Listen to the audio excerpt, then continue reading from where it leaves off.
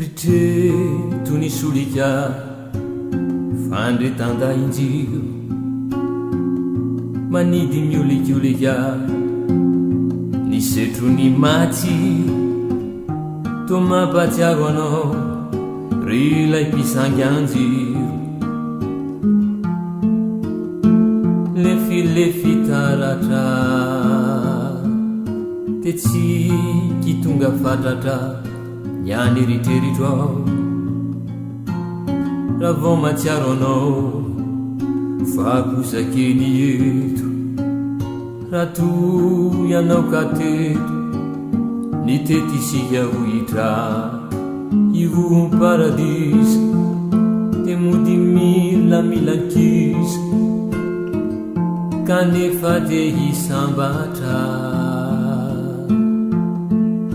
siano ka tateraka tino fimianjakanjaka tsy misy zay tsy hita ny voambola kavaly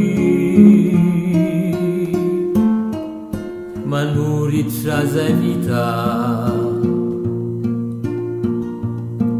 raha mba teto ianao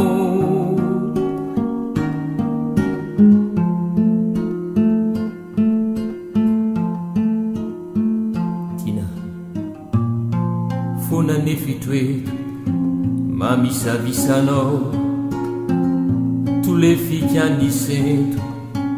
tsy hitany atao fa tena verievitra de manomboka manjoe isangy anao haneritreritsa fa ritreto ny solika fandretanda injiro manidy miolikolika ny setro ny matsiro to mampatsiaro anao